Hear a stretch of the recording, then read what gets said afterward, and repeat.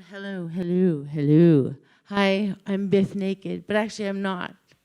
I'm actually Beth Torbert, and I was raised by these two outrageous optimists.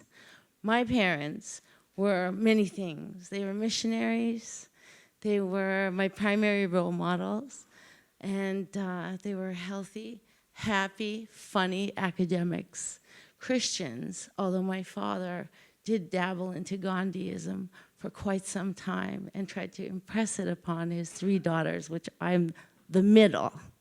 Now, I don't know if you have middle children in your family, but I'm a middle child, which means my job is to torture my older sister to the best of my ability and my little sister to the best of my ability, both which I did successfully. But mostly, I just annoyed them with my optimism. And I still do it to this day. I drive them crazy. I love optimism. I think that it solves everything in life. And it has helped me immeasurably through so many different things. As I've grown up in this happy little family, which was very nurturing and wonderful, I had the chicken pox, of course, like every other self-respecting 7-year-old. Only I thought it was a blessing in disguise because I got ice cream. So then I thought, I'm on to something here with all of the negative things that can happen in your life or in your health or in your perspective. There's always going to be something good to balance it out. If I'm walking, that's because I'm sweating under one arm. And I told everyone I would confess that to the audience. What can I tell you? I get to wear sleeveless shirts and show off my tattoos because of hot flashes now. It betrays my age. People say, you look like a teenager, and I say, yes, because I still dress like one. That's the key, if you wonder. But really, it's very hard for me to do 7 minutes, and I'm going to try very hard to stick to it. But I want to tell you that the best day of my life was when my kidney was failing. And this is the true story. I had already had breast cancer, and believe me, I never had such a riotous good time in my entire life than when I was with another bunch of bald women in a room. And it got me through. It got me through everything that I could ever have feared about having cancer or any illness.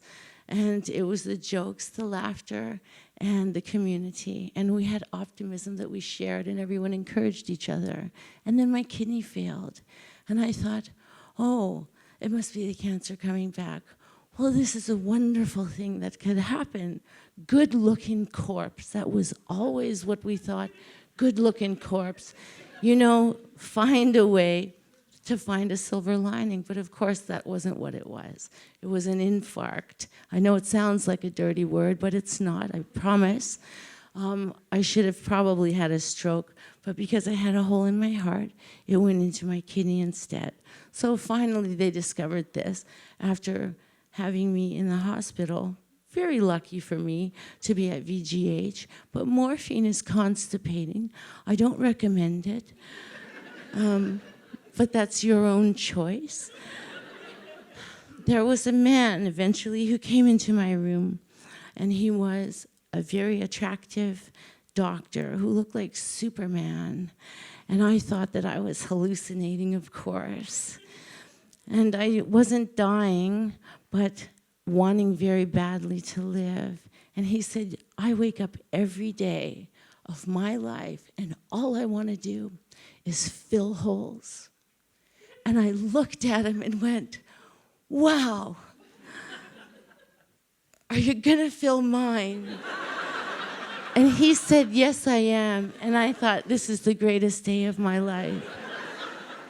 Eventually, what transpired was this wonderful cardiologist was optimistic about my little hole in my heart and thought, let's fill it with a little mesh umbrella, just to break it down for you. So we went into the operating room, and they said, we're going to keep you awake for this procedure. And I thought, this is amazing. Can you imagine you get to stay awake when they crack your ribs open? But of course they don't do that.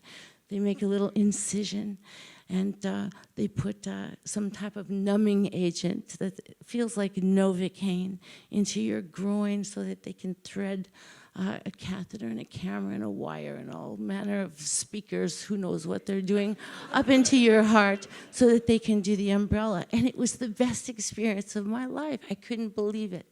I thought breast cancer was quite remarkable. It was a tremendous experience, but this is the greatest thing that's ever happened to me. And they put a material, a freezing material, into your groin. And if you might have been to the dentist in your life, you'll know that when they give you a needle in your jaw, it aches. There's a heaviness. There's a molecular heaviness to that material. It's the same thing they're doing here. So, of course, I say to the nurses, oh, it feels like my dentist is between my legs. I don't know if they laughed, but they did continue their work. William Shatner's music played over the speakers, and they spoke in kind of quiet tones while they did their work. And as he worked on my heart, my whole heartbeat was rewritten, and I went, and I started breathing, and I thought, oh my God, if I live through this, God, I'm gonna clean my car.